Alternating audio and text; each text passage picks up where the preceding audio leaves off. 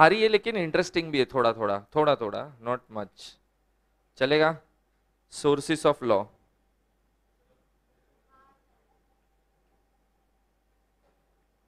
ठीक है चलो,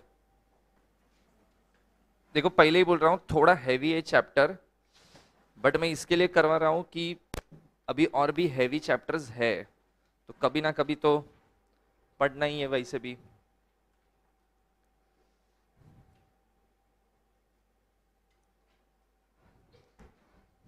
come to sources of law. अभी देखो, सोर्सेस ऑफ लॉ के अंदर है ना, इसके अंदर पहले मैं कुछ कुछ चीजें बता देता हूं, तो मेंटली प्रिपेयर रहना। जैसे देखो पेज नंबर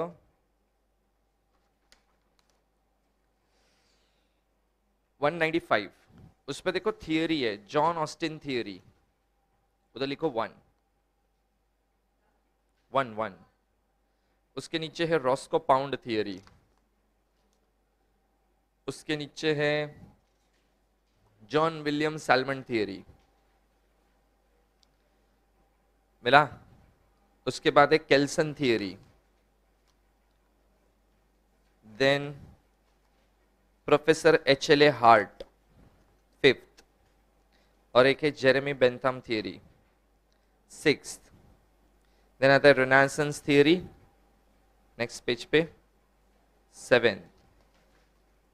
और लास्ट है एक मेरिवल थियरी, एट। ये 8 में से एक थियरी कंफर्म है। देखो ये लोग क्या करते हैं, ये चैप्टर में से ना बाकी कुछ आए ना आए, एक थियरी स्टैंडर्ड है, कोई भी एक थियरी पूछना है। लास्ट तुम 10 पेपर देख, 10 नहीं 6 से 8 पेपर देखोगे ना, समझो अगर 8 भी पेपर देखा ना, तुमको 6 से 7 पेपर में थियरी एक मिलेगा। हाँ, कुछ थियरी है जो तुमको नहीं मिलेगी, उसका सबसे बड़ा रीजन है, जैसे देखो कौन सी थियरी, एक H L A heart theory है, रेनेसांस थियरी है, और मेडवेल थियरी है। ये 3 थियरी न्यू सिलेबस में पहली बार ऐड हुआ है, इसके पहले के सिलेबस में ये थियरी था ही नहीं। ये 3 थियरी तुम ओपनिंग वाले हो, तुम पहली बार पढ़ोगे क्योंकि सिलेबस में पहली बार है, बराबर। अभी देखो सोर्सेस ऑफ लॉ का मतलब क्या होता है, कि जो भी हमने लॉ बनाए हैं इंडिया में, जो भी लॉ एप्लीकेबल है, ये सब लॉ पैदा किधर से हुए, तो इसके सोर्सेस है ना अलग अलग है, मतलब अलग अलग जगह से लॉ आए हैं। पहला सबसे इंपॉर्टेंट सोर्स माना जाता है कस्टम्स। कस्टम्स का मतलब होता है ओल्ड बिलीव, जो ओल्ड बिलीव चल रही थी ना, उसी को क्या बना डाला हमने, लॉ बना दिया। दूसरा हो गया प्रेसिडेंट्स। प्रेसिडेंट का मतलब होता है स्टेटमेंट ऑफ द जज। जज ने जो स्टेटमेंट दिए, जो भी आंसर किया, चीजें बताई, वो भी क्या है, एक टाइप का लॉ है। तीसरा देखो लिखा होएगा स्टैच्यूट्स। स्टैच्यूट्स का मतलब एक्ट। कुछ एक्ट ऐसे हैं जो गवर्नमेंट ने क्या किया, गवर्नमेंट फॉर्म, मतलब कुछ लॉ गवर्नमेंट ने मेहनत करके बनाया। और लास्ट एक है personal law. Personal law adopted from religious concept, religious concept, ठीक है। तो ये सबसे 4 इंपॉर्टेंट सोर्स माने जाते हैं लॉ के। पहला कौन सा है, कस्टम। कस्टम का मतलब होता है ओल्ड बिलीव्स। सेकंड आता है प्रेसिडेंट्स, जो स्टेटमेंट कोर्ट ने बताए, वो भी एक टाइप का लॉ बन गया। कुछ एक्ट गवर्नमेंट ने खुद बनाया, जिसको हम एक्ट या स्टैट्यूट्स बोलते हैं। और एक होता है पर्सनल लॉ। पर्सनल लॉ मतलब ये पूरा रिलीजियस कंसेप्ट के ऊपर बेस करेगा। देखो सबसे पहला होता है समझो पर्सनल लॉ। तो पर्सनल लॉ है ना, इंडिया में 4 कैटेगरी के मिलेंगे तुमको, हिंदू, मुस्लिम, क्रिश्चियन, पारसी, बराबर। सो अगर तुम हिंदू मैरिज एक्ट पढ़ोगे और मुस्लिम लॉ पढ़ोगे, you will find the difference, और तुमको समझ जाएगा कि कितना भारी, बोलते ना डिफरेंस ये 2 लॉ के अंदर। बट आज जो हिंदू है वो शादी करेगा एज पर, और मुस्लिम शादी करेगा एज पर मुस्लिम लॉ। अब ये लॉ जो है ना, ये उनके रिलीजियस कंसेप्ट पे बेस्ड है। जैसे हिंदू में शादी कितनी अलाउड है, मुस्लिम में शादी कितनी अलाउड है, 4। लेकिन वो 4 में भी पता है कैसा है, only male can perform 4 marriage, female can't. उधर फेमिनिज्म नहीं जगाने का, man and women are equal, ये वो, we will fight for your right, ये वो सब उधर नहीं चलता है, क्योंकि उनके लॉ में ही क्या लिखा है कि 4 शादी तो कौन करेगा, मेल ही करेगा। हिंदू में दोनों ही एक ही शादी कर सकते हैं, इससे ज्यादा शादी अलाउड ही नहीं है। हाँ, अगर दूसरा करना है तो या तो डिवोर्स लो या बीवी को मारो, तो ऑप्शन है, अदरवाइज तो वो नहीं होएगा। हाँ, in Hindu law there is no concept of temporary marriage, but in Muslim law there is a concept of temporary marriage, trial, इसको बोलते हैं मुता मैरिज। मुता marriage is nothing but a temporary marriage, marriage with a fix duration. 1 साल का contract करेंगे, शादी होएगा, 1 साल खत्म, ऑटोमेटिकली मैरिज डिसॉल्व। हिंदू में है नहीं। बट ये सब क्यों है, क्योंकि उनके रिलीजियस कंसेप्ट में लिखी है सारी चीजें, हिंदू कंसेप्ट में ऐसा कुछ भी नहीं है, बराबर। अब जो मुस्लिम होगा वो तो कौन सा रिलीजन फॉलो कर रहा है, मुस्लिम, तो वो शादी वादी डिवोर्स डिवोर्स सब कुछ क्या करेगा, अपने रिलीजन के हिसाब से फॉलो करेगा। और जो हिंदू होएगा वो अपने रिलीजन के हिसाब से चलेगा। सिंपल सी चीज है, वो होता है पर्सनल लॉ। पर्सनल लॉ में तुम देखोगे ना, सबसे ज्यादा जैसे हिंदू है, मुस्लिम है, तो मुस्लिम तुम देखोगे ना, maximum law is adopted from the Quran, ठीक है। Hindu law adopted from Vedas, not Bhagavad Gita. Bhagavad Gita लिख के मत आना या बोलना मत किसी को। Bhagavad Gita is not about Hindu religion, you know that, superb. Bhagavad Gita is all about how to live a healthy and meaningful life without hurting anyone, वो उस पे है। हमको क्या लगता है, Bhagavad Gita is all about Hindu religion, Hinduism, ये वो, हिंदू का कुछ नहीं लिखा है अंदर। इनफैक्ट एक नॉन हिंदू पर्सन भी भगवत गीता पढ़ के उसमें जो लिखा है ना वो फॉलो करेगा ना, उसकी लाइफ बहुत अच्छी हो जाएगी, बराबर। देन होता है पारसीज। पारसी जो भी है वो भी क्या करेंगे, अपने लॉ के हिसाब से चलेंगे, दैट इज पारसी लॉ। और जो क्रिश्चियंस है वो अपने हिसाब के चलेंगे, दैट इज क्रिश्चियन लॉ। सबके अपने अपने लॉ है, बट सबके अपने लॉ है ना, उसमें तुम ज्यादा सिमिलरिटी देखोगे ना, हिंदू क्रिश्चियन और पारसी में मिलेगा। बट हिंदू और मुस्लिम तो बहुत अलग है, इसके लिए झगड़ा भी सबसे ज्यादा इन लोग में ही होता है। अब तुम देखोगे ना, ये हिंदू है, मैं मुस्लिम है, ये एक मैरिज का कंसेप्ट को सही प्रूव कर रही है, मैं 4 मैरिज को कंसेप्ट को सही प्रूव कर रहा है, तो लॉजिक इसका भी सही होगा, लेकिन लॉजिक मेरा भी तो सही होगा ना। अभी जैसे देखो, suppose you all are Hindus, you are following the concept of 1 marriage, but I feel that as a Hindu also, Muslim में जो कंसेप्ट लिखा है ना 4 मैरिज, बहुत सही है। It's not only about multiple partners and all, वो सब में ही नहीं सोच रहा है, मैं ये सोच रहा है उसके पीछे लॉजिक बहुत करेक्ट लगाया। पता है logic, why they can marry 4 times, एक से कंटाल जाओ तो थोड़ा एंटरटेनमेंट, दूसरा नहीं, क्या होएगा रीजन, कुछ अच्छा होएगा कि खराब होएगा। पहले तो तुम लोगों को 4 शादी ही खराब लग रहा है, तो उसमें क्या अच्छा ढूंढोगे तुम, बट है अच्छी चीज, क्या होगा बोलो, तुम्हारे हिसाब से 4 शादी क्यों करते वो लोग,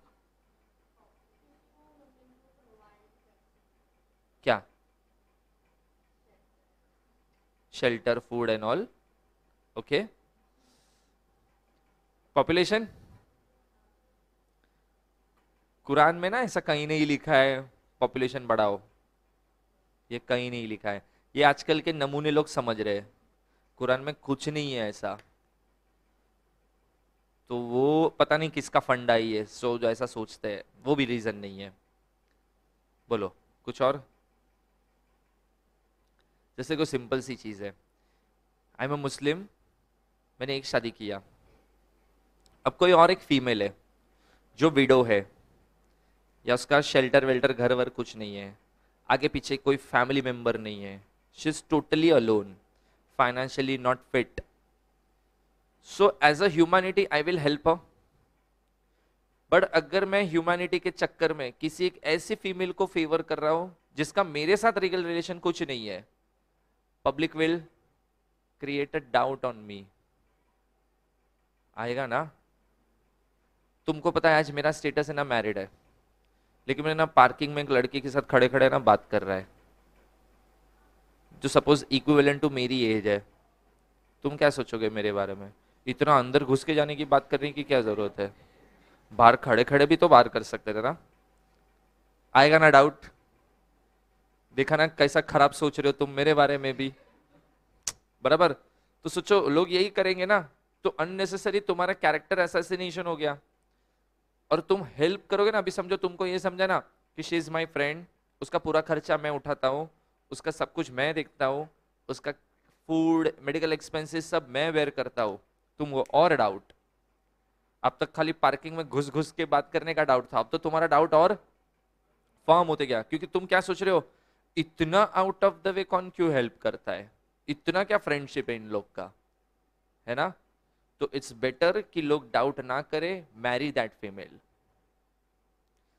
अब ऑफिशियली शादी है, अब तो हेल्प कर सकता हूं ना, अब डाउट आएगा क्या? अरे बट उन लोग के रिलीजन में ऐसा नहीं है ना, उन लोग के रिलीजन में ये लीगल है, तो उन लोग की मेंटालिटी ही है 4 शादी सही है क्या?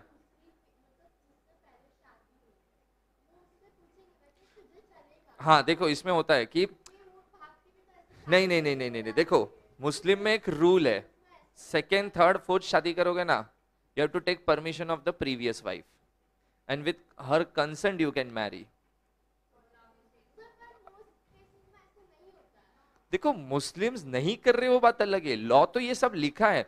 अभी आज तो देखो मुस्लिम में क्लियर कट लिखा है second third fourth marriage, window जिसका कुछ नहीं है, फाइनेंशियल कंडीशन खराब है, उससे ही शादी करना चाहिए। लोग फर्स्ट हैंड से भी शादी कर रहे हैं।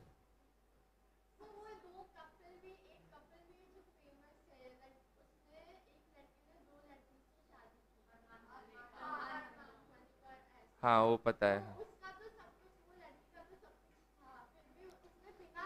हाँ अभी इसमें देखो, अगर दूसरा शादी करना है, सपोज मेरी एक बीवी है, I want to marry second time, so first of all I have to take her concern, my first wife. उसने बोला नहीं ये घर में तो मैं उसको घुसने नहीं देगी, ठीक है मैं दूसरा घर लेगा और मैं उसके साथ उधर रहेगा,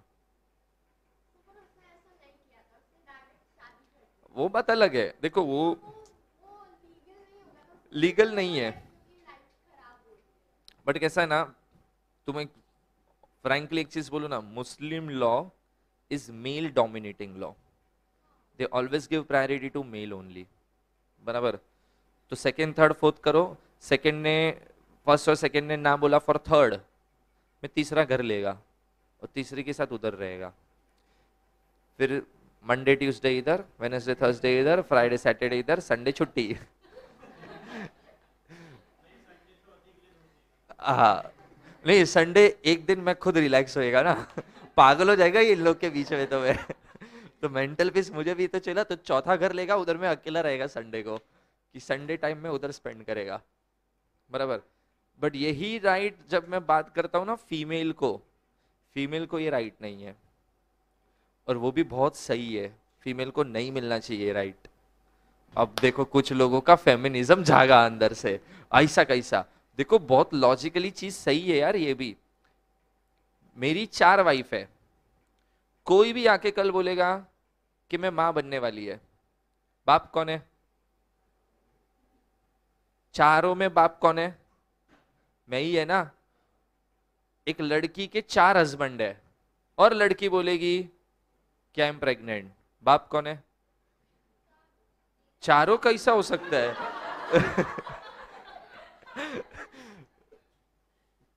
25-25% कॉन्ट्रीब्यूशन, पार्टनरशिप फॉर्म, बाप कौन है? हाँ अभी देखो मुझे पता ही था तुम क्या बोलोगे, मेरे को डीएनए टेस्ट करवाओ। 1000 साल पहले डीएनए टेस्ट था? था? अरे बट ये लॉ तो पुराना है ना, और वो लॉ उसी बेस पे आज भी चल रहा है, ठीक है। तो इसके लिए फीमेल को अलाउड नहीं है, जो लॉजिकली बहुत करेक्ट है, भले ऐसा दुख हुआ, दर्द हुआ, शिट ये तो गलत हुआ, बट इसके पीछे ये लॉजिक है कि वो 4 शादी अगर करेगी, कल वो प्रेग्नेंट बनेगी तो सब पहले हाथ ऊपर, मैं तो गया ही नहीं है, कितने दिन हो गए, सब लोग ऐसा बोलेंगे तो यार बाप कौन है फिर। और उसमें फिर जो बच्चा पैदा होएगा ना, उसको किस बाप का नाम देने का, वो भी तो क्वेश्चन मार्क होएगा ना, उसको किसका नाम दोगे फिर, चारों का नाम देने का।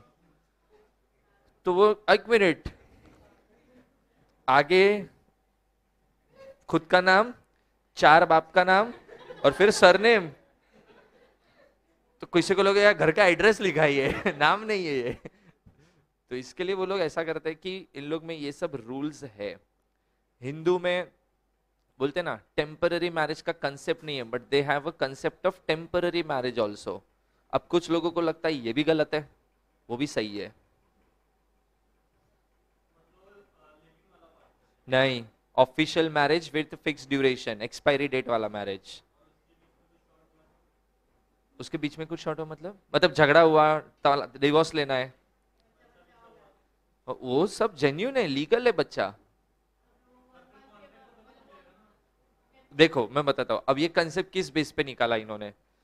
जो सोल्जर होता है वो वॉर पे जाता है, रिटर्न आने की पॉसिबिलिटी कम होती है। अब इतनी करोड़ों की प्रॉपर्टी होगी समझो, वो किसको देके जाएगा, बीवी, बीवी मर गई उसके बाद कोई तो वारिस होना चाहिए ना। अब जब उसका जाना फिक्स है कि वो वॉर पे जा रहा है, रिटर्न आना फिक्स नहीं है, तो ऐसी सिचुएशन में वो फीमेल की लाइफ भी खराब नहीं करेगा, तो वो क्या करेगा, टेम्पररी मैरिज करेगा जस्ट फॉर द चाइल्ड, कि बच्चा पैदा हो गया, बच्चे को सारी प्रॉपर्टी ट्रांसफर हो जाएगी। Female is free to choose whether she wants to continue with that child or she want to marry second time, she can decide anything।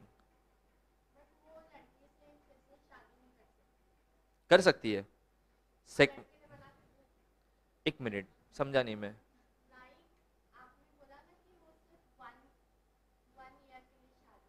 हाँ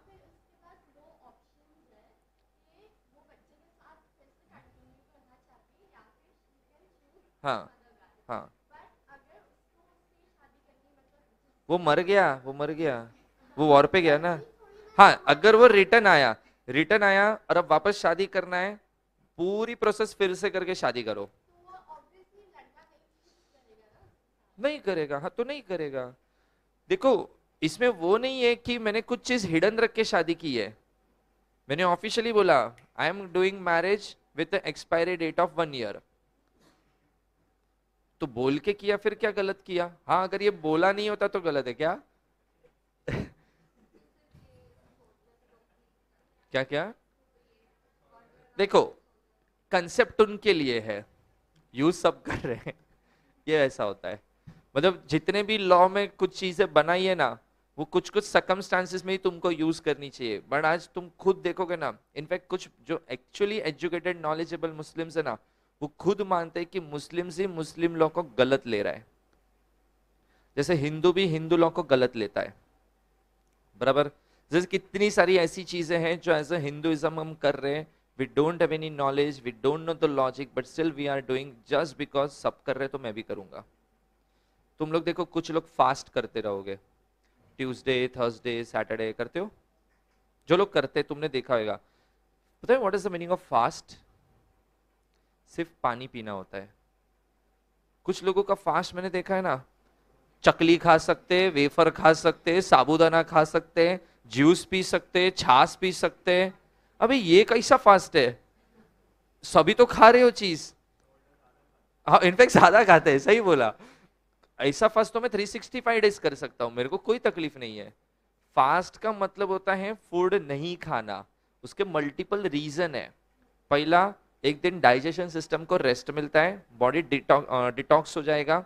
दूसरा, खाना जो तुम एक दिन नहीं खा रहे हो वो किसी नीडी पर्सन को मिल सकता है। और तीसरा, भूखे रहने से खाने का वैल्यू समझेगा, तो तुम खाना वेस्ट नहीं करोगे इन फ्यूचर। तुम फास्ट फास्ट बोल के साला आधा आधा किलो वेफर ठूस लेते हो एक ही दिन में और बोलते हो फास्ट है, ये कैसा फास्ट किया तुमने, कौन सी बॉडी को रेस्ट दिया तुमने। उस दिन जूस नारियल पानी अच्छी अच्छी चीजें खाएंगे, ये डाइट बोलते हैं, वो भी हेल्दी वाला, इसको फास्ट नहीं बोलते, बराबर। तो हर एक रिलीजन के अपने कंसेप्ट है। चलो, तो पर्सनल लॉ समझा। देखो पर्सनल लॉ है ना, ये बहुत प्रॉब्लमेटिक सिचुएशन है, क्योंकि हर बंदा अपने रिलीजन के हिसाब से चल रहा है, तो यूनिफॉर्मिटी नहीं रहती है। लॉ क्या होता है, यूनिफॉर्म होता है। तुमको जितने क्रिमिनल लॉ एप्लीकेबल है, मुझे भी उतने एप्लीकेबल है। लेकिन सोचो तुम एक शादी कर रहे हो, मैं 4 कर रहा है, तुम तो मेरे से जलोगे, साल मजे ही इसके। तो कैसा होना चाहिए, एक यूनिफॉर्म चीज होना चाहिए। देखो 2024 तक मे बी इंडिया में नया लॉ आएगा, यूनिफॉर्म सिविल कोड। और यूनिफॉर्म सिविल कोड में Hindu Muslim Christian Parsi standard सबका marriage act divorce act same हो जाएगा।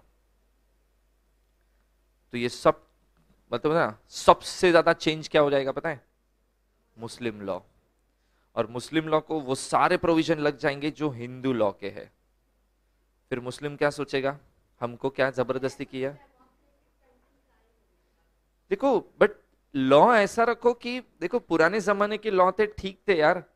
तुम आज के जमाने में इतने डेवलपिंग कंट्री में या ऐसे ओपन माइंडेड सिचुएशन में तुम घिसे पीटे लॉ चला रहे हो यार।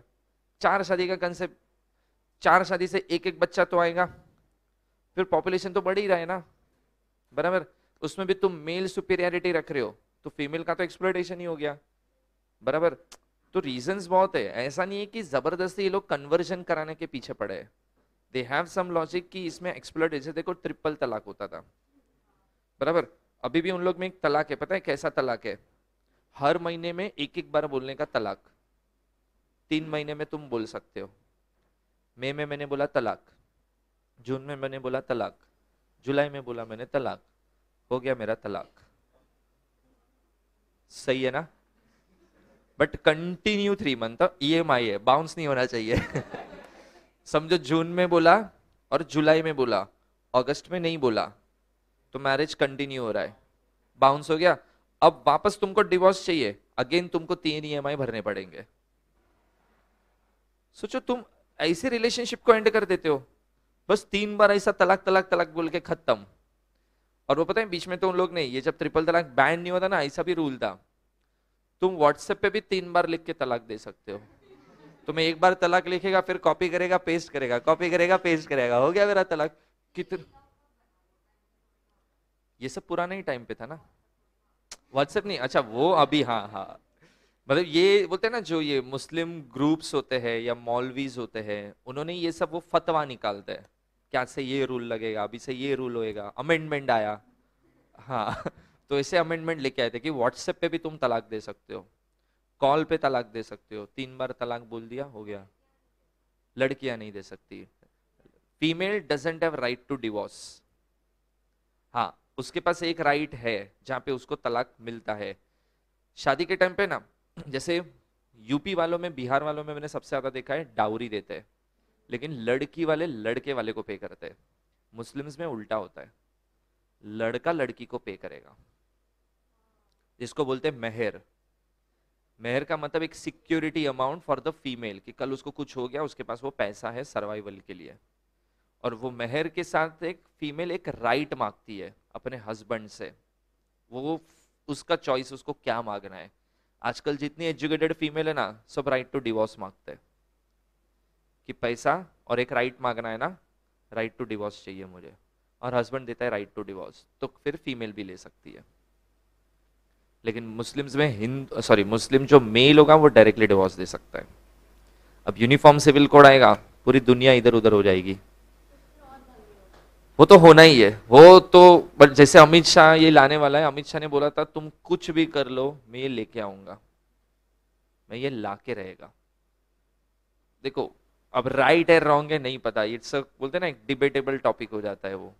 कुछ लोग बोलते हैं क्यों कुछ से किसी और के रिलीजन में उंगली करना है, जाके जो चल रहा है चलने दो ना, डेमोक्रेसी है। कुछ लोग बोलते हैं लेकिन उधर एक्सप्लॉयटेशन हो रहा है, उसको स्टॉप करना भी तो जरूरी है। अब सबके अपने अपने पॉइंट ऑफ व्यू वैसा है। ये समझा सबको। अच्छा फिर ये देखो, ये होता है, देखो ये तो बहुत सिंपल है, जैसे right to information act, companies act, ये सब तो हमने गवर्नमेंट ने मेहनत करके बनाया है। ये जो होता है ना कस्टम, कस्टम का मतलब क्या होता है, कि जो ओल्ड बिलीव थी वो काफी सालों से एज इट इज चली, और हमको ऐसा लगा कि ये बहुत सही चला, तो लेट्स मेक इट लो यार, let's convert it into law. जैसे देखो, 2000 साल पहले या 3000 साल पहले एक लड़का ही एक लड़की से शादी करता था। शायद 5000 साल पहले भी वही हो रहा था, 1000 साल पहले भी वही हुआ, 500 साल पहले भी वही हुआ, 100 साल पहले भी वही हुआ। मतलब एक चीज जो 3000 साल से चल रही है वो वही वे से कंटिन्यूस चल रही है विदाउट एनी चेंज। जब इतने सालों से कोई एक चीज चल रही है विदाउट एनी सिंगल चेंज, तो वो सही होगा कि गलत होगा? सही होगा, तभी चला है ना। तो जो सही है ना, लेट्स मेक लॉ नाउ। इसके लिए हिंदू मैरिज एक्ट पढ़ोगे ना, उसमें ऐसा लिखा है ब्राइड होना चाहिए 18 एज और ग्रूम कितना, 21। तो हिंदू एक्ट का सेक्शन 5 है ना, उसके अंदर क्लियर कट लिखा है कि ब्राइड और ग्रूम शादी करेंगे। इसके लिए गे मैरिज का लफड़ा हो रहा है। बिकॉज हिस्ट्री क्या बोलती है, हिस्ट्री में तुम देखोगे ना, there was no concept of gay marriage. कुछ थे बट वो थे नहीं थे, वो भी कंफर्म नहीं था। जैसे ये था अलाउद्दीन खिलजी, वो बाइसेक्सुअल था, वो गे नहीं था। बाइसेक्सुअल में तो पता है ना, दोनों चलता है, जो मिला वो, बराबर। तो गे नहीं था, और जो भी गे थे वो कहीं हिस्ट्री में नहीं लिखा है कि वो गे, और जो लिखा भी उसके ऊपर हम रिलायबल थोड़ी हो रहे। किसी कोई राजा का लिख दिया होगा ये राजा गे था, हम आज कैसे प्रूव करने जाएंगे कि नहीं नहीं वो गे था कि नहीं था? There is no point now. तो शादी मेल फीमेल का ही 5000 साल से चला, तो एक ओल्ड बिलीव है जो बहुत चली सही तरीके से विदाउट एनी सिंगल चेंज। तो इसके लिए गवर्नमेंट ने उसको क्या बनाया, फिर लॉ बनाया। लेकिन वो without any uninterruption, without any change होना चाहिए, तो ही उसको लॉ बना सकते हो। क्योंकि देखो ऐसा हम लोग मानते हैं 5000 साल में एक लड़का और एक लड़की ने शादी किया, 5000 साल में इतने स्कॉलर्स भी पैदा हुए रहेंगे, नॉलेजेबल पर्सन भी आए होंगे, उन्होंने कभी इस चीज को गलत नहीं बोला। तो जो चीज गलत कभी किसी ने बोला ही नहीं है 5000 साल में, वो चीज परफेक्ट ही होगी। तो परफेक्ट होगी तो लॉ बना दो। उसके बाद हिंदू एक्ट बनाए कि एक चीज बहुत सही तरीके से चल रही थी, यूनिफॉर्म तरीके से चल रही थी, इसके लिए वो लॉ बना। अभी जैसे देखो 5000 साल पहले लड़का लड़की शादी कर रहे थे, वापस गे मैरिज हो गया, वापस लड़का लड़की हुआ, वापस गे मैरिज हुआ, फिर लड़का लड़की हुआ, फिर गे मैरिज हुआ। तो 5000 साल से कोई चीज फिक्स थी नहीं। तो आज हिंदू मैरिज एक्ट में लड़का लड़की शादी करने का लॉ नहीं बना सकता हूं मैं, क्योंकि मेरा हिस्ट्री ही कैसा था, कॉन्ट्रेडिक्ट या कॉम्प्लिकेटेड था, तो उसको मैं लॉ नहीं बना सकता हूं। This is known as a custom, बराबर। जैसे देखो एक कस्टम था सती प्रथा, कि हस्बैंड की डेथ के बाद फीमेल भी जंप मारेगी और खुद को मार डालेगी। अब जब ये चीज होती थी ना उस टाइम पे, तो कुछ लोगों ने देखा कि ये गलत हो रहा है, तो उस चीज को बंद करवा दिया। क्यों आज गवर्नमेंट सती प्रथा फेवर करने वाला लॉ नहीं लेके आया? क्योंकि गलत प्रूफ कर दिया उस टाइम पे कि ये नहीं होना चाहिए था, ये फालतू बकवास है, कुछ भी है ये तो चीज। तो देखो गवर्नमेंट ने लॉ नहीं बनाया, और अगर बनता ना तो भी एंटी सती प्रथा बनता, बराबर। कि आज भी कोई अगर सती प्रथा करेगा तो उसको ये पनिशमेंट मिलेगा। हाँ, ऐसा लॉ बन सकता था, लेकिन फेवर करने वाला लॉ कभी नहीं बनेगा, बराबर। समझा? This is known as the custom. ये चार चीज समझा? ये तो जज के स्टेटमेंट है, ये इन डिटेल है, वो मैं तब बताऊंगा। चलो सबसे पहले आ जाओ नेचुरल स्कूल ऑफ लॉ पे आओ। उसमें देखो natural law says that certain rights are inherent by the virtue of the human nature and can be understood universally through the human reason. Salman, the prominent modern natural law thinker, defines the law as the body of the principles recognized and applied by the state in the administration of justice. In other words, the law consists of the rule recognized and acted upon by the court of justice. It may be noted that there are two main factors of the definition. First, that to understand the law, one should know its purpose. Second, in order to ascertain the true intention of the law, true nature of the law, one should go to the court and not to the legislature. देखो first में क्या लिखा है, one should know it's purpose. अच्छा India में इतने सारे act बने ना, देखो पहले तो नेचुरल स्कूल क्या है, इंडिया में लॉ क्यों बने, क्या जरूरत थी? तो उसका एक सबसे बेसिक आंसर है, लोगों को कंट्रोल में रखने के लिए। सोचो आज इंडिया में एक भी लॉ नहीं है, तुम क्या क्या करते थे? तुम बैंक चोरी करके आओ, तुम किसी का मर्डर वर्डर कर डालो, ठीक है, तुम किसी का मर्डर कर डालो, तुम किसी को मारो पीटो, कुछ हो रहा है तुम्हारे साथ? नहीं, तुम तो सीधा आरबीआई लूट लोगे और कुछ नहीं होएगा। लॉ का सबसे बड़ा इंटेंशन क्या है?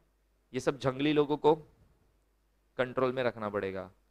Law is nothing but a restrictions which you have to follow. अगर तुम्हारे ऊपर कोई रिस्ट्रिक्शन नहीं लगाया ना, तुम देखो क्या क्या करोगे। जैसे घर में 4 दिन मॉम डैड तुमको अकेला छोड़ के आउट ऑफ टाउन गए, उस टाइम पे रिस्ट्रिक्शन क्या है? कुछ नहीं। उस टाइम पे देखो तुम क्या क्या करते हो, मेरे को बोलने की जरूरत नहीं है, तुम खुद समझ रहे हो। किसी को ऐसा मौका मिला है घर में अकेले रहने का 3-4 दिन? कैसे?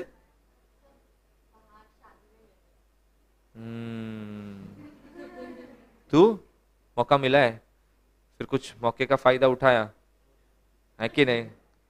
हक बनता। अभी जैसे 4 दिन पहले मैं भी अकेला था, घर में कोई नहीं था, मेरे को भी बहुत मजा आया। हाँ अरे मतलब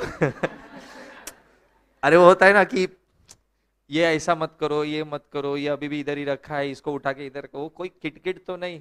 मस्त में ऐसा डाइनिंग टेबल पूरा खाना सजाया, बाहर से ऑर्डर किया, मस्त में सीरीज लगाया, फुल नाइट जाके खा के सीरीज देखा है, मजा आया। सुबह 4 बजे सोया, 7 बजे उठा। फिर वो बात अलग है, फिर बाद में बहुत तकलीफ होता है क्योंकि सोने नहीं मिला है, बट वो एंजॉयमेंट अलग है ना। तुमको लगता है मेरे मॉम डैड बीवी सब घर पे होती है मैं कर पाता? नहीं कर पाता मैं, 4 लोग का किट किट सुनना पड़ता है। देखो 4 दिन रिस्ट्रिक्शन नहीं था ना, मैंने क्या क्या कर दिया। मतलब एक बोलते ना, खुले सांड को छोड़ दिया है तुमने, काइंड ऑफ वो हो रहा है। बस यही है। नेचुरल स्कूल ऑफ लॉ का क्या बोलता है कि एक तो पहले तो लॉ का पर्पस ढूंढो, लॉ क्यों बनाना है और उसको क्यों बनाया गया है।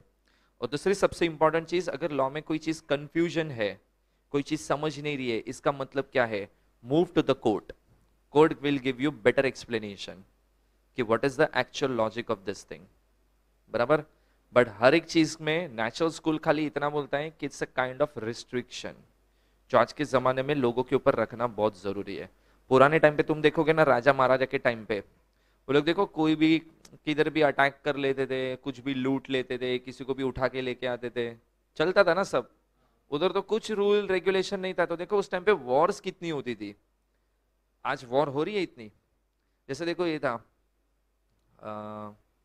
बाजीराव, बाजीराव है ना, he died at the age of 43। उसने 43 एज में 40 वॉर्स किए और 40 के 40 जीते, बराबर। तो तुम इमेजिन करो, अगर वो उसने 20 साल की एज में भी वॉर स्टार्ट किया होगा या 18 साल की एज में वॉर स्टार्ट किया होगा, मतलब ऑन एन एवरेज 6 महीने में एक वॉर कर रहा है भाई।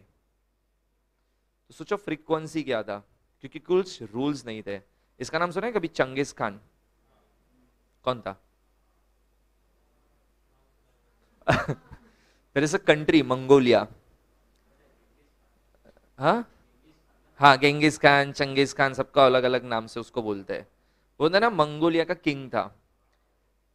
ऐसा हिस्टोरियन मानते हैं कि चंगेज खान ने अपनी लाइफ में इतने रेप किए हैं कि आज वर्ल्ड का जितना भी पॉपुलेशन है ना, उसमें से हर एक पर्सन डायरेक्टली और इनडायरेक्टली चंगेज खान की जीन्स में है, मतलब उसका जीन्स अपने हाथ में है। इमेजिन करो, मतलब परदादा के परदादा के परदादा के परदादा, उसका जो भी बच्चा होगा ना, वो चंगेज खान की रेप की वजह से आया होगा। और वो इतनी जनरेशन उसके बाद तुम पैदा हुए हो, तो ऑलमोस्ट हर 5 में से 1 इंसान चंगेज खान से डायरेक्टली और इनडायरेक्टली कनेक्टेड है। आज जितना भी पॉपुलेशन है ना वर्ल्ड में, उसमें से हर 5 में से 1 इंसान। तो सोचो नंबर ऑफ रेप क्या किए होंगे उस बंदे ने, बराबर। उस पर्सन का साइज हाइट तुम देखोगे ना, मतलब हिस्टोरियन के हिसाब से वो बंदा 12 फीट का आदमी था और 250 किलो का वजन था। इमेजिन करो उसको।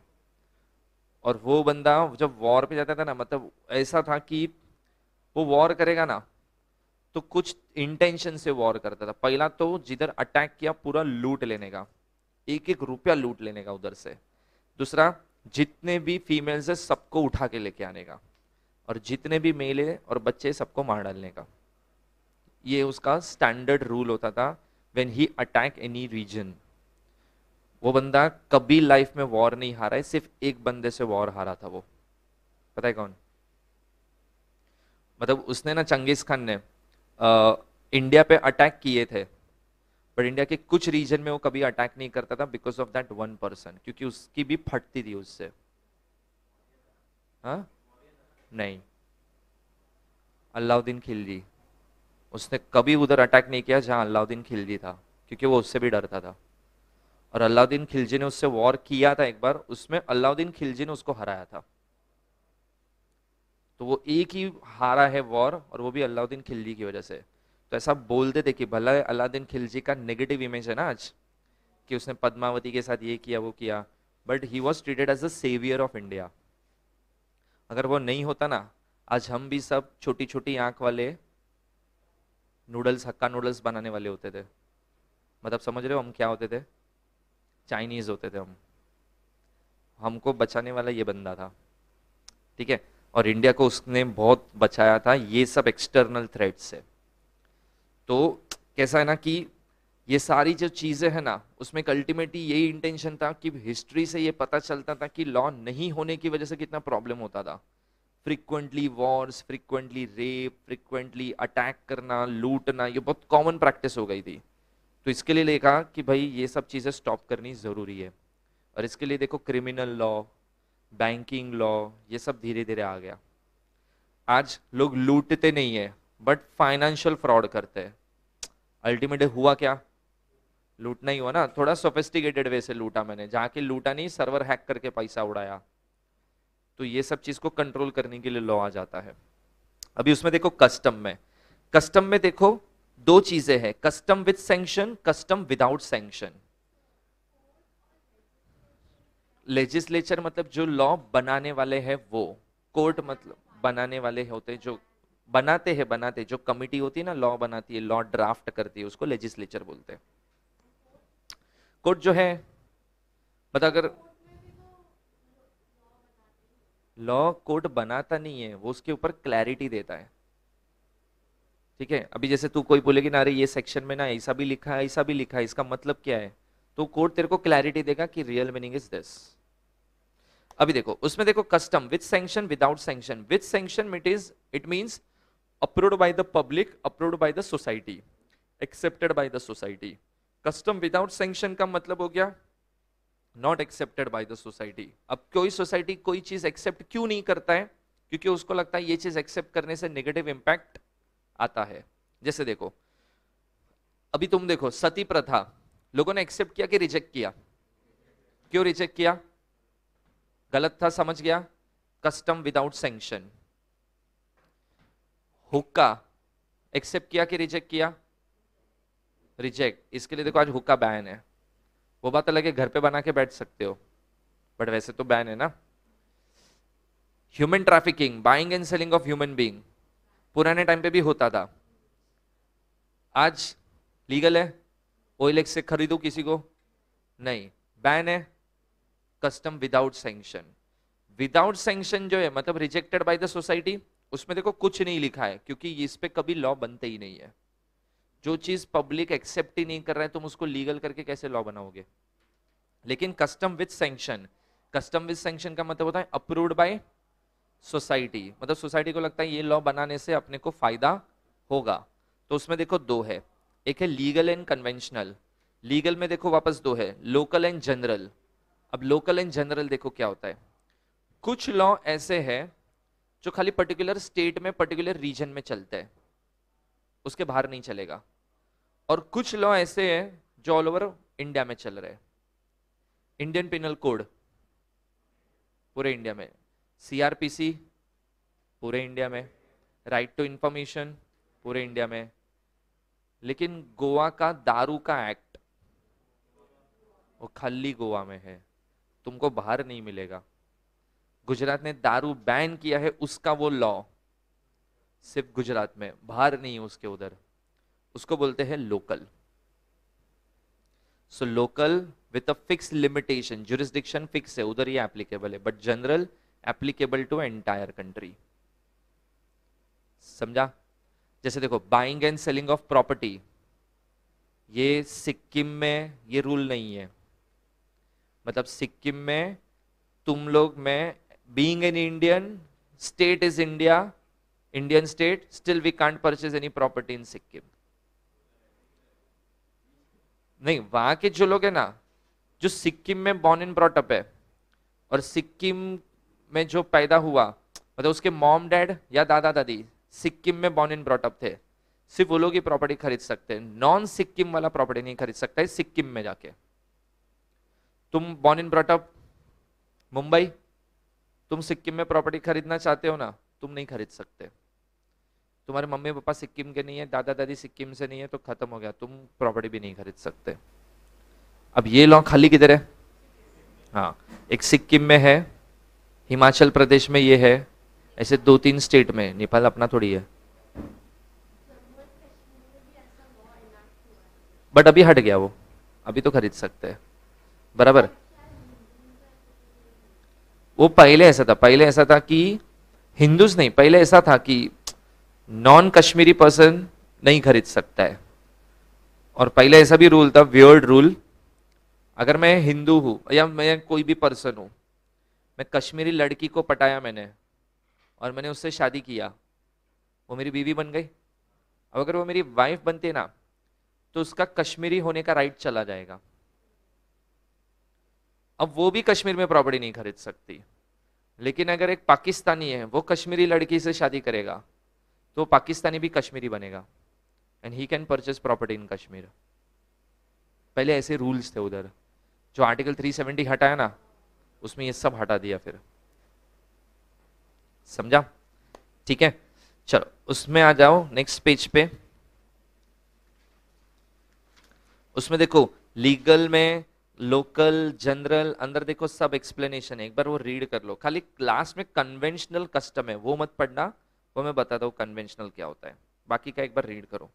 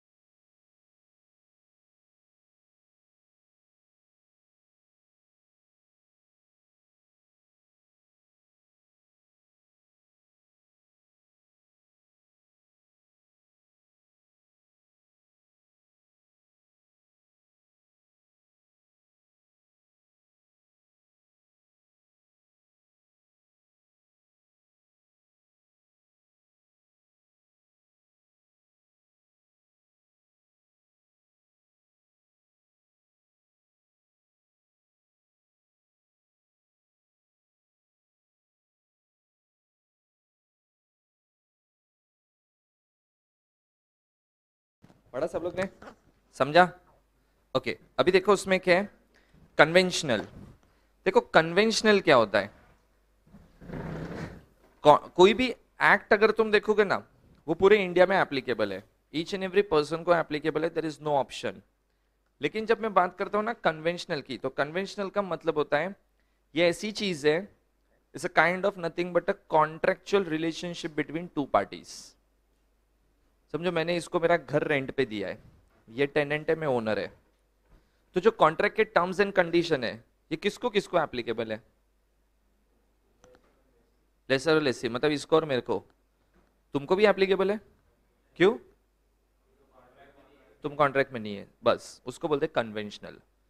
तो कन्वेंशनल मतलब contractual relationship between two parties, जिसके सारे टर्म्स एंड कंडीशन खाली किसको एप्लीकेबल होता है?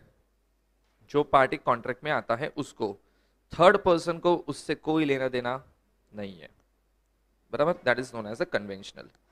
चलो अभी देखो, next is requisites of the valid custom.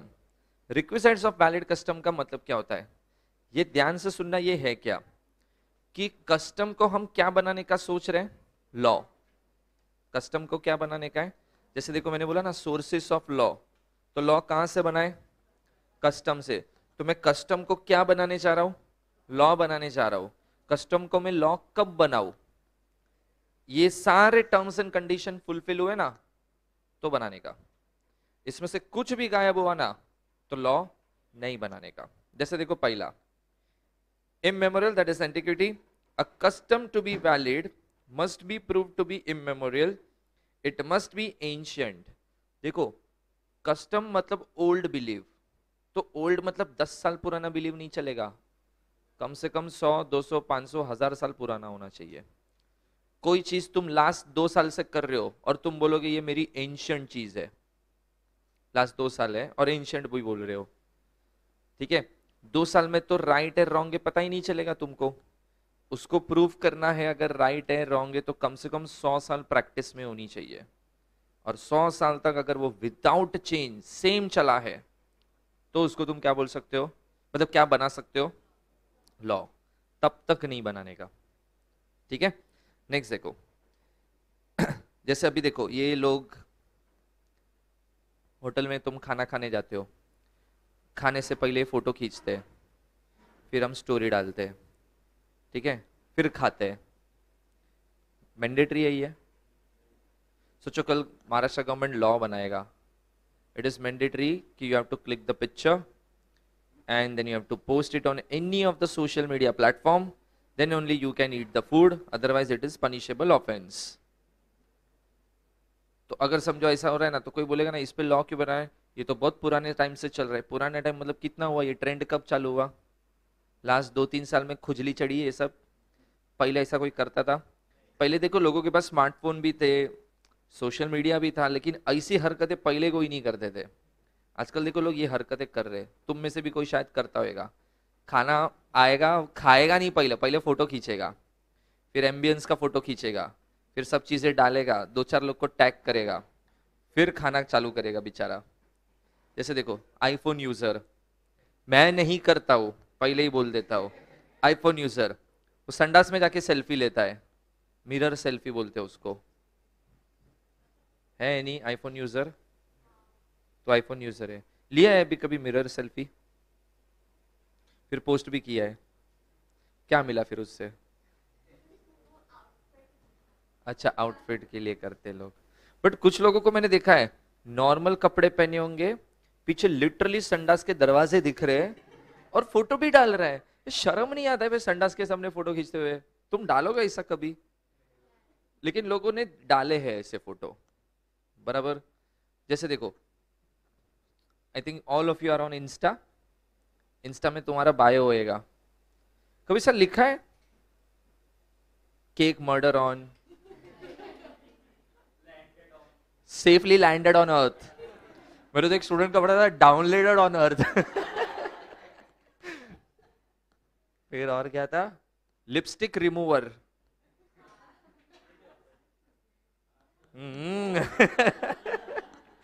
Lipstick remover, lipstick tester, फिर और क्या था,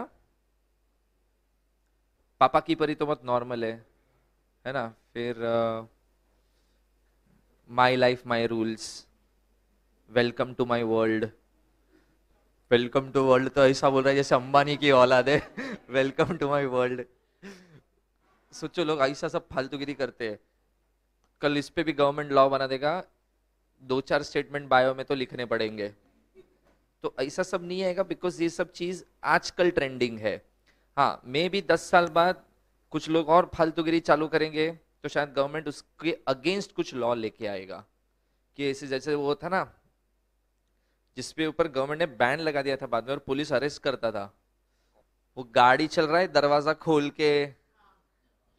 हाँ हाँ हाँ, ऐसा कुछ तो था, याद है। हाँ, कैसा लोगों को पकड़ पकड़ के फिर उसके ऊपर एक्शन भी हुआ था। तो वो ट्रेंड है, भले ट्रेंड है, but you can do such activity because तो इसको। और तो पहले तो ये चीज लीगल भी नहीं हो सकती है, बिकॉज ये करंटली ट्रेंडिंग है, 4 दिन बाद बंद हो जाएगा। अभी देखो बीच में ये ट्रेंडिंग चालू था, अभी धीरे धीरे मतलब खत्म हो गया ऐसा लग रहा है। वो क्या था वो, एक आदमी भागता है, फिर दूसरा उसके पीछे भागता है। फिर वो डालते हैं ना, कि जैसे मी एंड माई डाइट, वैसा वैसा जेठालाल का था। एक आगे भाग रहा है, पीछे जेठालाल भाग रहा है। तो फाफड़ा जलेबी और डाइट।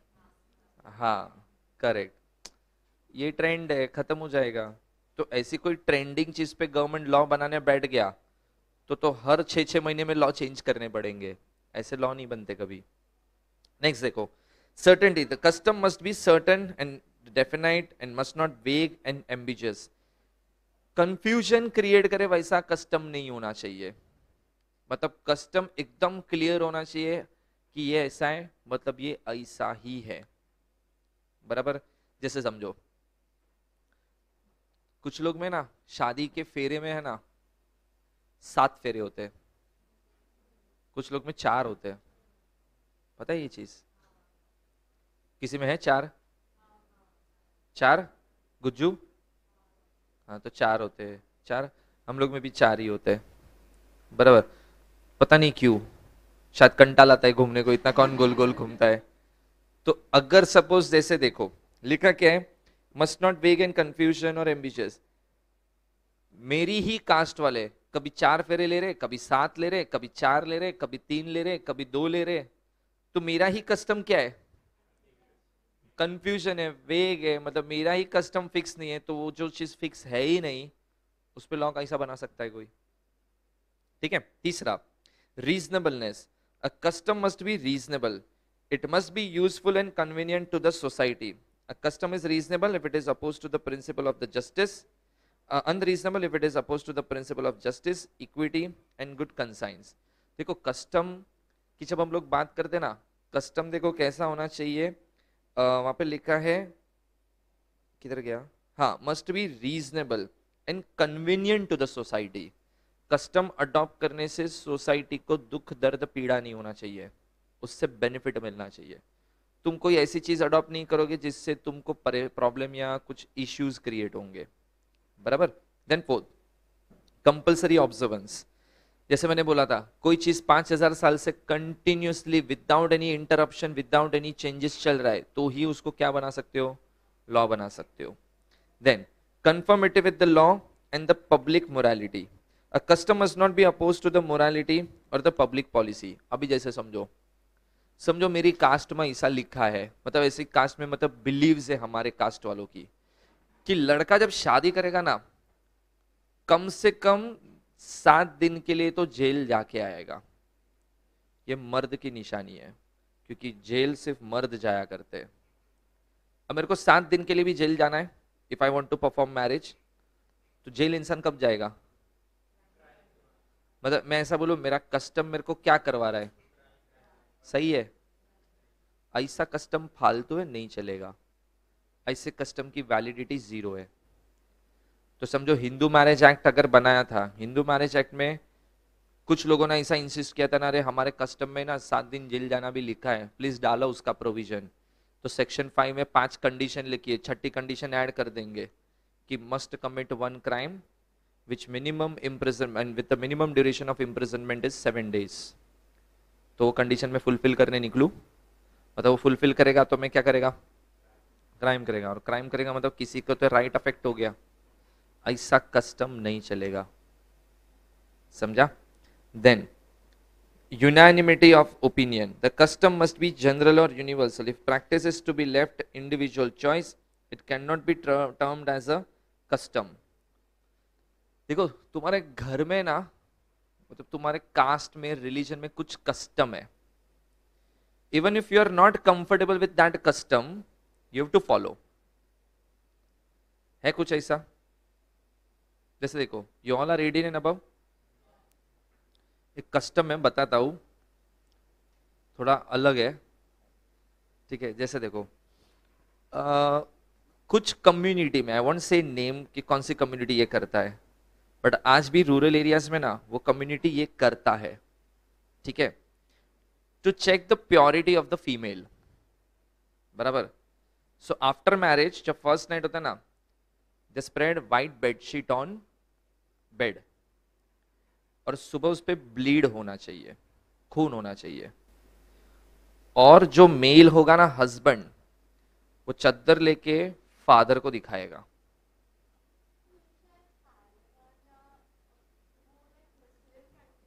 हाँ, kind of you can say. India में भी काफी लोग करते ये चीज. सोचो तुम एक फीमेल की प्योरिटी चेक कर रहे हो और वो सब चीजें दिखा रहे हो फादर इन लॉ, मतलब बाप के सामने. Don't you think it's weird? बराबर. अब देखो, उस कम्युनिटी वालों ने ऐसा बोल दिया हस्बैंड को, तेरे को जो करना है वो कर, नहीं भी दिखाएगा तो भी चलेगा, दिखाएगा तो भी चलेगा. कस्टम ऐसा नहीं होता है. कस्टम सबके लिए सेम होता है, बराबर. तो कस्टम कभी भी चॉइस पे आ गया ना, कि वैसे तो हमारे कम्युनिटी में ये होता है, बाकी तुम देख लो जो करना है, मतलब समझ जाओ तुम्हारा कस्टम इंपॉर्टेंट था ही नहीं. क्योंकि जो चीज इंपॉर्टेंट होती तुम उसको सबसे टॉप मोस्ट प्रायोरिटी देते और कंपलसरी फॉलो भी करवाते. लेकिन जब तुम्हारा मतलब होता है ना, कस्टम ही ऐसा है, जैसे ठीक है कर लो, नहीं किया तो भी चलेगा, बराबर. इसका मतलब तुम्हारा कस्टम यूजलेस है, बराबर. तो जो यूजलेस कस्टम है उसको कभी लॉ नहीं बना सकते, ठीक है. नेक्स्ट देखो, पीसेबल एंजॉयमेंट. पीसेबल एंजॉयमेंट का मतलब होता है कस्टम ऐसा होना चाहिए, तुम यूज करोगे तो तुम्हारा कस्टम, तुम्हारी कम्युनिटी का कस्टम जब तुम यूज कर रहे हो, तुमको भी तकलीफ नहीं है, तुम्हारे यूज करने से दूसरों को भी तकलीफ नहीं है. कस्टम ऐसा होना चाहिए, तो ही ये पीसफुल कस्टम माना जाएगा, और ये कोई न्यूसेंस क्रिएट नहीं करेगा, और इसके ऊपर क्या बना सकते हैं? लॉ बना सकते हैं. समझा? और लास्ट पॉइंट कट कर दो.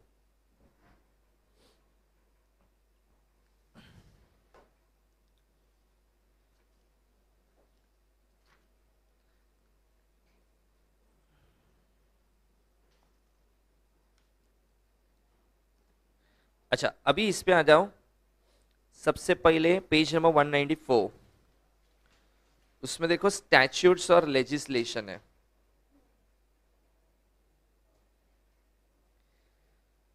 ओके, स्टैट्यूट और लेजिस्लेशन का मतलब मैंने ये बोला, एक्ट जो कौन कर रहा है? गवर्नमेंट फॉर्म करता है. तो पढ़ लो, वो वही है, 2-3 लाइन, उसमें कुछ है नहीं इतना.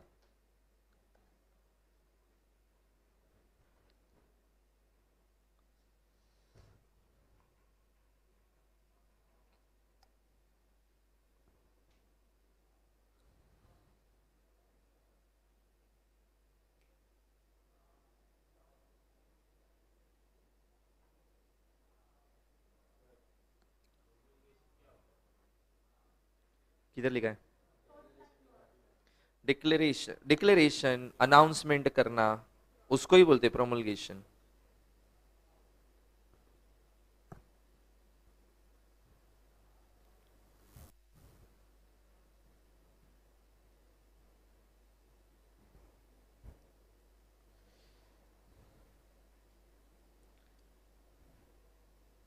चलो उसके बाद देखो, next is a personal law. Personal law जैसे मैंने बोला, it is purely religious based law, ठीक है. उसमें देखो सबसे पहले लिखा है द होली कुरान. तो मैक्सिमम मुस्लिम लॉ कहां से अडॉप्ट हुआ है? कुरान से अडॉप्ट किया है. उन्होंने क्या किया कि कुरान को ना होली बुक ट्रीट किया है, कि ये मेन बुक है हमारे रिलीजन का. तो उस टाइम पे क्या था कि जब मुस्लिम लॉ बन रहा था ना, अब कैसा होता है ना, हर एक मुस्लिम का थॉट प्रोसेस, उसका रिलीजन को लेके ओपिनियन सब अलग है. जैसे कुछ मुस्लिम्स मानते थे कि 4 शादी गलत है, बट कुछ मुस्लिम्स मानते हैं 4 शादी सही है। तो अगर पर्सन की डिमांड पे सोचना चालू किया ना और फिर सोचा ना मुस्लिम लॉ बनाएंगे, तो हर बात पे 2 ओपिनियन मिलेगा और दोनों कॉन्ट्राडिक्ट होएगा। तो लॉ थोड़ी ऐसे बनता है। तो उन्होंने वो कॉन्ट्राडिक्शन खत्म करने के लिए सबसे बेसिक बेस क्या बनाया? कुरान। जो चीज कुरान में लिखी है ये हर मुस्लिम फॉलो करेगा। तो जो कुरान में लिखा है, कुरान की ही चीजों को क्या कर दो? लॉ बना दो। सबसे सिंपल तरीका। जैसे देखो हिंदू में ना, वैसे कुछ लोग अलग अलग एक्टिविटी करते हैं, सबका एक अलग अलग फंडामेंटल है। जैसे कुछ लोग देखो, वो बिल्ली रास्ता काटती है तो क्रॉस नहीं करते। आज भी कुछ लोग पता है ये करते हैं। इनफैक्ट तुम्हारे जैसे जनरेशन वाले भी करते हैं ये चीज, बराबर। जैसे मेरी बिल्डिंग में ना एक है, मतलब मेरे से शायद वो 3-4 साल छोटी है लड़की। वो शी वॉज डूइंग CS। तो हम लोग एक दिन है ना ऐसे साथ में बिल्डिंग के बाहर आ रहे थे। वो है ना थोड़ा पीछे थी और मैं आगे था। उतने में ना काली बिल्ली गई। नहीं, वो मेरे से आगे थी, मैं पीछे था, और काली बिल्ली गई। तो जैसे ही काली बिल्ली गई ना, वो रुक गई। और वो ना ऐसे चलते चलते अचानक ऐसा रुक गई। मेरे को लगा क्या हो गया इसको। मैंने पूछा क्या हुआ? नहीं, वो बिल्ली गई ना। बोला तो नहीं, ऐसा नहीं होता है, अभी नहीं जाना चाहिए। तो बोला ठीक, कुछ नहीं होता है। और मैं तो नहीं नहीं, आप भी मत जाओ। तो पता है उसने क्या किया? ऐसा पत्थर लिया, पत्थर ऐसा फेंका, हाँ अब जाओ। बोला पत्थर फेंकने से क्या हुआ? हो गया ना वो क्लियर रास्ता। ये सही है। हाँ अभी देखो, तो कुछ लोगों की बिलीव ये है, कुछ लोगों को क्या लगता है ये सब फालतू चीज है, बराबर। अब देखो, तो जो डबल ओपिनियन होता है एक चीज को लेके, उस पे लॉ बनाना बहुत डिफिकल्ट हो जाएगा। तो बेस्ट होता है कुरान, मुस्लिम लॉ के हिसाब से। सेकंड देखो, आगे लिखा है हदीस, उसके बाद होता है इजमाज, उसके बाद होता है कियास। ये सब का मतलब समझो। पहले देखो हदीस में क्या लिखा है। So the action, percept, and the saying of the Prophet Muhammad, which though not written during his lifetime, were preserved by the tradition and handed down by the authorized person. These are known as hadith. जैसे समझो, जैसे हर एक religion में एक भगवान होते हैं। तो मुस्लिम्स में वो लोग भगवान किसको मानते हैं? प्रॉफिट मोहम्मद को, करेक्ट। अब प्रॉफिट मोहम्मद जब जिंदा थे तो उन्होंने कुछ वर्बल स्टेटमेंट बोले, और उस टाइम पे जो लोग जिंदा थे उसमें से कुछ लोग ने वो स्टेटमेंट नोट डाउन किए। अब बाद में उन्होंने उस चीज को पब्लिश किया, और फिर वो generation to generation pass on होते गया।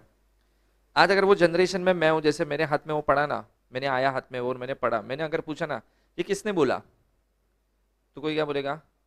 ये प्रॉफिट मोहम्मद ने बोला था। मतलब तो लिखा उन्होंने नहीं, उन्होंने नहीं लिखा है। उस टाइम पे जो लोग जिंदा थे उन्होंने ये लिखा है।